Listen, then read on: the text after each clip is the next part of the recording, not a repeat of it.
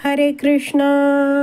श्रीमद भगवद गीता जशी आहे तशी, अध्याय 9. अध्यायाचं नाव आहे राजविद्या राजगुह्य योग.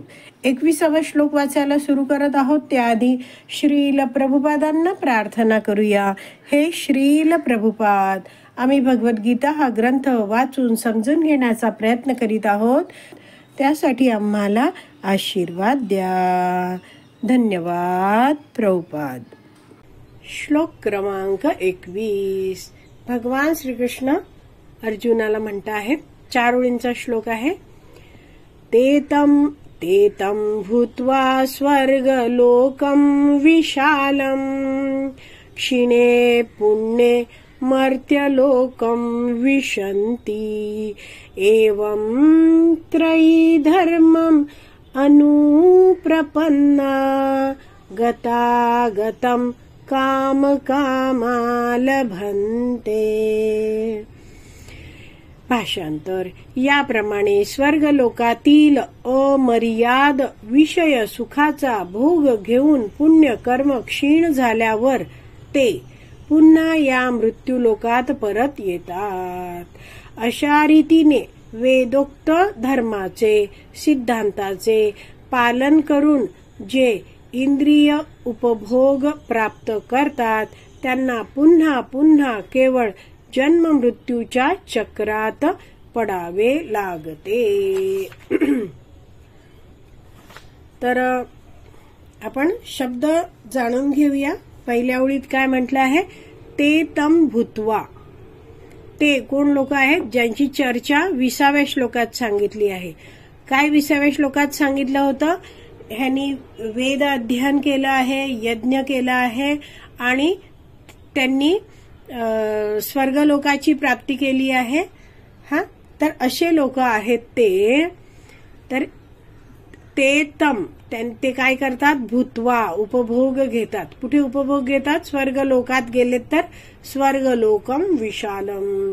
स्वर्गलोकात विशालम प्रचंड असा इंद्रिय विषय सुख घेतात. अमर्याद प्रचंड विषय सुखाची प्राप्ती ते तिथे करतात. तर भगवान श्रीकृष्ण हे सगळं सांगता आहेत.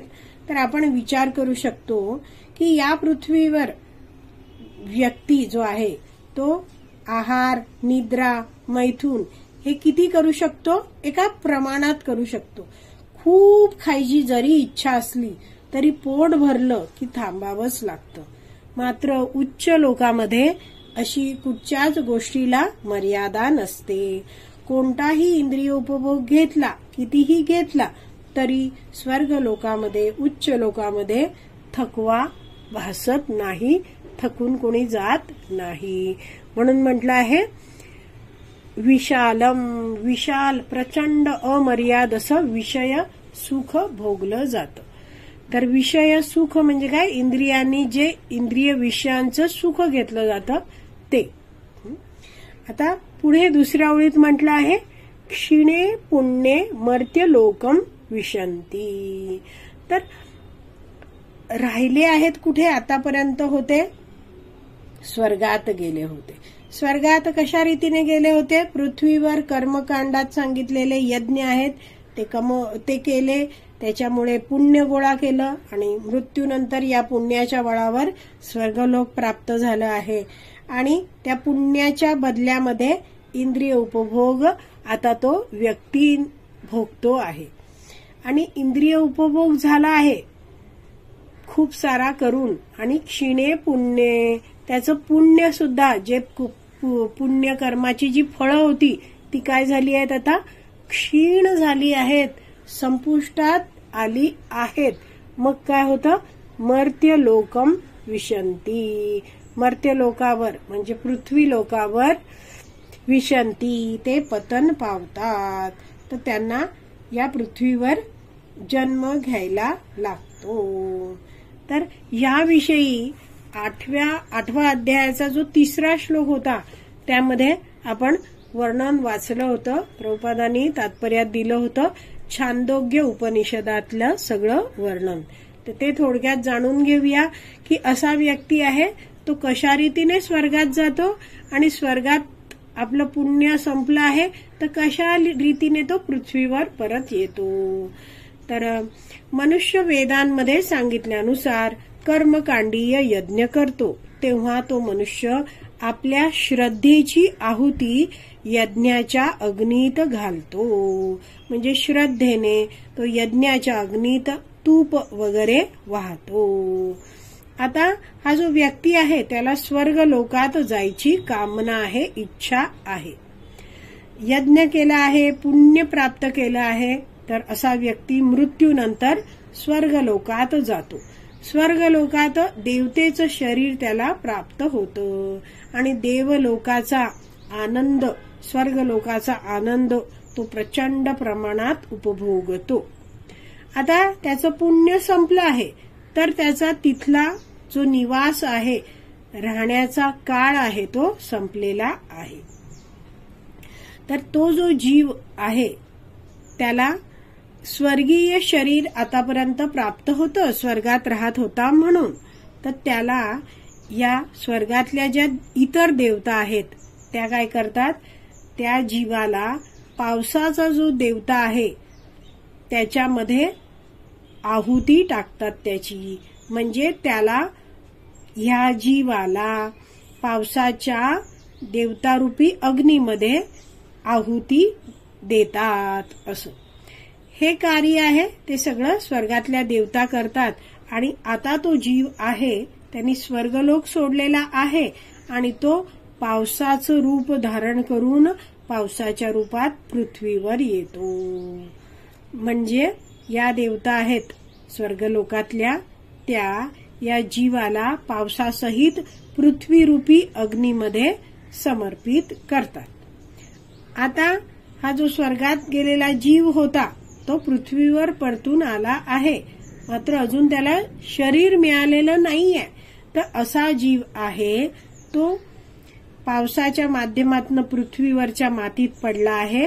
तर तो त्या मातीत प्रवेश करतो आणि धान्याचं रूप धारण करतो. रोप येतं, रोपाला धान्य येतं, धान्य पुरुष एक खातो. तर पुरुषांनी त्या धान्याचं जे अन्न बनलं आहे ते खाल्लेलं आहे. तर जे अन्न खाल्लं आहे त्याचं बनतं वीर्य. आणि जेव्हा स्त्री आणि पुरुष हे एकत्र येतात तेव्हा तो जो जीव आहे त्याच्याबरोबर हे पुरुषाचं जे वीर्य आहे ते स्त्री रूपी अग्नीमध्ये आहूत केलं जातं, दिलं जातं. आणि त्या वीर्यापासून ती स्त्री आहे तिला गर्भधारणा होते. आणि त्यानंतर तो जो जीव आहे तो त्या स्त्रीच्या गर्भात वाढत जातो आणि मग मनुष्य रूपात या पृथ्वीवर त्याला शरीर प्राप्त होतं. तो जन्माला येतो एका मातेच्या पोटातून. तर असा हा जो सगळा या जीवाचा पृथ्वी लोकापासून स्वर्ग लोकापर्यंत आणि स्वर्ग लोकातून पृथ्वी लोकापर्यंतचा सगळा प्रवास आहे. तर याबद्दल आणखीन श्रीमद भागवतामध्ये पण चर्चा केली आहे. जसं श्रीमद भागवतम 4.9.10 या श्लोकामध्ये ध्रुव महाराज आहेत ते एक श्लोक म्हणतात, त्यात शब्द येत आहेत पतताम विमानात. तर त्याचा अर्थ असा आहे की स्वर्ग लोकामध्ये उन्नत होणारे जे मनुष्य आहेत ते विमानांप्रमाणेच असतात. विमानातलं इंधन संपलं की विमान खाली पडतं, तसंच पुण्याचा साठा संपला की जो स्वर्गात गेलेला जो मनुष्य आहे, यज्ञ करून पुण्य गोळा करून जो गेला आहे, तर असा मनुष्य पुण्य संपल्यावर अधपतित होतो, पृथ्वीवर त्याला पुन्हा जन्म घ्यावा लागतो. तिसरी ओळ आहे एवं त्रयी धर्मम अनुप्रपन्ना. तर याप्रमाणे त्रयी धर्मम, तर 3 वेदांचे जे सिद्धांत आहेत, अनुप्रपन्ना, त्या या 3 सिद्धांतांचं पालन करतो व्यक्ती. आणि मग काय आहे गत आगतम, चौथी ओळ काम कामा लभंते. तर काम कामा म्हणजे काय, ज्याला काम इंद्रिय उपभोगाची, कामा म्हणजे इच्छा आहे, असा व्यक्ती काय आहे, गतागतम जन्म आणि मृत्यू लभंते, त्याला अशा प्राप्त होतात. म्हणजे असा व्यक्ती आहे तो, जसं जत्रेतील आपण ते चक्र बघतो बघा, मेरी गो राऊंड म्हटलं जातं, कधी खाली कधी वर, असं ते गरगर गरगर असं आपण त्यात फिरत असतो पाळण्यात बसलेले.